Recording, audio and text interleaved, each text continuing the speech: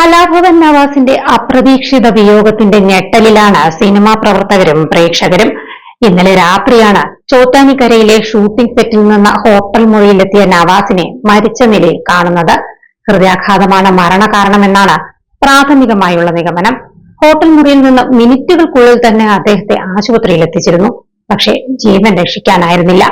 ഒരിടവേളയ്ക്ക് ശേഷം സിനിമയിൽ വീണ്ടും സജീവമാകുന്നതിനിടെയാണ് നവാസിന്റെ ഈ അപ്രതീക്ഷിത വിയോഗമുണ്ടായിരിക്കുന്നത്. പ്രകമ്പനം എന്ന സിനിമയുടെ ചിത്രീകരണത്തിനാണ് ചോറ്റാനിക്കരയിൽ അദ്ദേഹം എത്തിയത്. കഴിഞ്ഞ ദിവസമാണ് ഷൂട്ടിംഗ് പൂർത്തിയായത്. അതിന് തൊട്ടു പിന്നാലെയാണ് നവാസിന്റെ ഈ അപ്രതീക്ഷിത മരണം ഉണ്ടായിരിക്കുന്നത്. വിജേഷ് പാണത്തൂർ സംവിധാനം ചെയ്യുന്ന ചിത്രമാണ് പ്രകമ്പനം.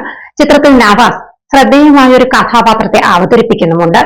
സാധനങ്ങളെല്ലാം എടുത്ത് വീട്ടിലേക്ക് മടങ്ങാനായി ചോറ്റാനിക്കരയിലെ ഹോട്ടൽ മുറിയിൽ എത്തിയതായിരുന്നു നവാസ്. മറ്റു താരങ്ങൾക്കൊപ്പം നവാസും കഴിഞ്ഞ 25 ദിവസങ്ങളായി ഇതേ ഹോട്ടലിൽ തന്നെയാണ് താമസിച്ചിരുന്നത്. എന്നാൽ മറ്റു താരങ്ങളെല്ലാം മുറി ഒഴിഞ്ഞിട്ടും നവാസിനെ ഏറെ നേരം കാണാനില്ലെന്ന് കണ്ട് റിസപ്ഷനിൽ നിന്ന് അദ്ദേഹം താമസിക്കുന്ന മുറിയിലേക്ക് ഫോണിൽ വിളിച്ചു. മറുപടി ഇല്ലാതിരുന്നപ്പോൾ നവാസിനെ അന്വേഷിക്കാൻ എത്തിയ റൂം ബോയ് വാതിൽ തുറന്നു കിടക്കുന്നതായാണ് കണ്ടത്. നോക്കുമ്പോൾ നവാസ് നിലത്ത് വീണു കിടക്കുന്ന നിലയിലായിരുന്നു. കുളിക്കാനുള്ള ഒരുക്കത്തിനിടെ ഹൃദയാഘാതം ഉണ്ടായെന്നാണ് കരുതുന്നത്. അതിന് കാരണം സോപ്പും ടവലും മാറാനുള്ള വസ്ത്രങ്ങളും എല്ലാം കിടക്കയിൽ തന്നെ ഉണ്ടായിരുന്നു. അതേസമയം ഹോട്ടലിൽ നിന്ന് ആശുപത്രിയിലേക്ക് കൊണ്ടുപോകുമ്പോൾ കലാഭവൻ നവാസിന്റെ കൈകൾക്ക് അനക്കമുണ്ടായിരുന്നു എന്നാണ് നവാസ് മുറിയെടുത്തിരുന്ന ഹോട്ടലുടമ സന്തോഷ് പറയുന്നത്. പിന്നെ എന്താണ് സംഭവിച്ചതെന്ന് അറിയില്ലെന്നും സന്തോഷ് പറയുന്നുണ്ട്. ഷൂട്ടിംഗ് സംഘം ആകെ 3 മുറികളാണ് എടുത്തിരുന്നത്. 209 നമ്പർ മുറിയിലാണ് നവാസ് താമസിച്ചത്. മറ്റ് 2 മുറികളും ചെക്ക്ഔട്ട് ചെയ്തിരുന്നു. നവാസ് ചെക്ക്ഔട്ട് ചെയ്യാൻ വൈകുന്നത് കണ്ട് സഹപ്രവർത്തകരെ വിളിച്ച് അന്വേഷിച്ചപ്പോൾ മുറിയിൽ ചെന്ന് നോക്കാൻ സഹപ്രവർത്തകരാണ് പറഞ്ഞത്. ഇതനുസരിച്ച് റൂം ബോയ് പോയി ബെല്ലടിച്ചെങ്കിലും മുറി തുറന്നില്ല. ഡോർ ലോക്ക് ചെയ്യാതിരുന്നത് കൊണ്ട് തന്നെ വാതിൽ തുറന്നു നോക്കിയപ്പോൾ നവാസ് തറയിൽ വീണ് കിടക്കുന്ന നിലയിലായിരുന്നു. ഉടൻ തന്നെ പ്രൊഡക്ഷൻ കൺട്രോളറെ വിളിച്ച് കാര്യം അറിയിച്ചു. പിന്നീട് സിനിമാ പ്രവർത്തകരും ഹോട്ടൽ ജീവനക്കാരും ചേർന്നാണ് അദ്ദേഹത്തെ ആശുപത്രിയിലേക്ക് കൊണ്ടുപോയത്. പോസ്റ്റ്മോർട്ടത്തിന് ശേഷമേ മരണകാരണത്തിൽ സ്ഥിരീകരണം ഉണ്ടാവുകയുള്ളൂ. അതിനിടെ നവാസിന്റെ മരണത്തിൽ അസ്വാഭാവിക മരണത്തിന് ചോറ്റാനിക്കര പോലീസ് കേസും എടുത്തു. 25-ന് തുടങ്ങി വെള്ളിയാഴ്ച അവസാനിക്കുന്ന ഷെഡ്യൂളിലാണ് നവാസിന്റെ ഭാഗങ്ങൾ ഉണ്ടായിരുന്നത്. സ്വീകരണ സമയത്തെല്ലാം തന്നെ അദ്ദേഹം വളരെ സജീവമായിരുന്നുവെന്നാണ് സഹതാരങ്ങൾ പറയുന്നത്. താരസംഘടനയായ അമ്മയുടെ അടുത്തിടെ നടന്ന ജനറൽ ബോഡി യോഗത്തിലും നവാസ് എത്തിയിരുന്നു. സഹപ്രവർത്തകന്റെ അകാല വിയോഗത്തിന്റെ നടുക്കത്തിലാണ് സിനിമാ ലോകവും. നിരവധി പേരാണ് നവാസിന്റെ മരണത്തിൽ അനുശോചനം രേഖപ്പെടുത്തിയത്. മിമിക്രി വേദികളിലൂടെ ശ്രദ്ധേയനായ കലാഭവൻ നവാസ് 1995 ചൈതന്യം എന്ന ചിത്രത്തിലൂടെയാണ് സിനിമാ രംഗത്തേക്ക് ചുവടുവെക്കുന്നത്. ഡിറ്റക്റ്റീവ് ഉജ്ജ്വലനാണ് അദ്ദേഹം അഭിനയിച്ച അവസാന ചിത്രം.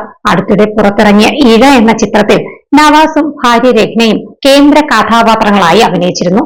സീരിയൽ സിനിമകളിലൂടെയും സ്റ്റേജ് ഷോകളിലൂടെയും മലയാളികളെ കുടുകുടാ ചിരിപ്പിച്ച അതുല്യ കലാകാരനാണ് കലാഭവൻ നവാസ്. കലാഭവനിലൂടെ മിമിക്രി രംഗത്തേക്ക് കടന്നുവന്ന നവാസ് വൈകാതെ നടനും ഗായകനും എന്ന നിലയിൽ ശ്രദ്ധിക്കപ്പെട്ടിരുന്നു. ഒരു കാലത്ത് സ്പോർട് കോമഡിയിലൂടെ സ്റ്റേജ് ഷോകളെ ഇളക്കിമറിച്ചും നവാസ് കയ്യടി നേടിയിരുന്നു. കൂട്ടുകാരത്തുള്ള ഉല്ലാസവേളകളിൽ ശബ്ദാനുകരണം നടത്തിയാണ് തൃശൂർ ജില്ലയിലെ വടക്കാഞ്ചേരി സ്വദേശിയായ നവാസ് മിമിക്രി ലോകത്തേക്ക് കടന്നു വന്നത്. നാട്ടിലെ യുവജനമേളയിൽ മിമിക്രിയിൽ സ്ഥിരം 1-ാം സ്ഥാനക്കാരനെ നടി ഫിലോമിനയുടെ ശബ്ദം അനുകരിച്ച് 2-ാം സ്ഥാനത്താക്കിയാണ് നവാസ് ഹാസ്യരംഗത്ത് ഇരിപ്പുറപ്പിച്ചത്. KS പ്രസാദിന്റെ കൈപിടിച്ചാണ് കലാഭവനിലേക്ക് എത്തുന്നത്. ആബേലിന്റെ പിന്തുണ നവാസിനെ കലാഭവന്റെ സ്റ്റേജുകളിൽ നിത്യ സാന്നിധ്യമാക്കി. കുന്നംകുളത്തെ സ്റ്റേജിലായിരുന്നു അദ്ദേഹത്തിന്റെ തുടക്കം. പാടാനുള്ള കഴിവ് ശബ്ദാനുകരണത്തിൽ സമന്വയിപ്പിച്ചതോടെ പല താരങ്ങൾ നവാസിലൂടെ ഗായകരായി. നാടക ചലച്ചിത്ര നടനായിരുന്ന അബൂബക്കറിന്റെ മകന് അഭിനയിക്കാനുള്ള കഴിവ് ജന്മസിദ്ധമായിരുന്നു. ടെലിവിഷൻ ഷോകളിലൂടെ മലയാളിയുടെ വീടുകളിൽ സുപരിചിതനായി മാറി. മാട്ടുപ്പെട്ടി മച്ചാൻ, തില്ലാന തില്ലാന, മായാജാലം, ജൂനിയർ മാൻഡ്രിൻ, മൈഡിയർ കരടി, ചട്ടമ്പിനാട്, ചക്കരമുത്ത്, മേരാനാം ഷാജി തുടങ്ങി നിരവധി ചിത്രങ്ങളിൽ വേഷമിട്ടു. നവാസ് അഭിനയിച്ചതിലേറെയും ഹാസ്യ കഥാപാത്രങ്ങളായിരുന്നു. നവാസിനെ മലയാള സിനിമ വേണ്ട വിധം ഉപയോഗിച്ചില്ലെന്ന് തോന്നിപ്പിക്കും വിധമുള്ള പ്രകടനമാണ് ഈ വർഷം പുറത്തിറങ്ങിയ ഡിറ്റക്റ്റീവ് ഉജ്ജ്വലനിൽ കണ്ടത്. ടെലിവിഷൻ കോമഡി പരിപാടികളിൽ ജഡ്ജസിന്റെ റോളിലെത്തിയിരുന്ന നവാസ് അവിടെയും പ്രേക്ഷകരെ കയ്യിലെടുത്തു. സഹോദരൻ നിയാസ് ബക്കറിനൊപ്പം ആരംഭിച്ച കൊച്ചിൻ ആർട്സ് മിമിക്രി ട്രൂപ്പിലൂടെ സ്റ്റേജ് ഷോകളിലും സജീവ സാന്നിധ്യമായിരുന്നു അദ്ദേഹം. ഗൗരവമുള്ള കഥാപാത്രങ്ങളിലൂടെ സിനിമയിലേക്ക് മടങ്ങി വരാനുള്ള ശ്രമങ്ങൾക്കിടെയാണ് നവാസിന്റെ അപ്രതീക്ഷിത വിയോഗം. മരണവിവരമറിഞ്ഞ് ചോറ്റാനിക്കരയിലെ സ്വകാര്യ ആശുപത്രിയിൽ സഹപ്രവർത്തകർ ഓടിയെത്തിയിരുന്നു.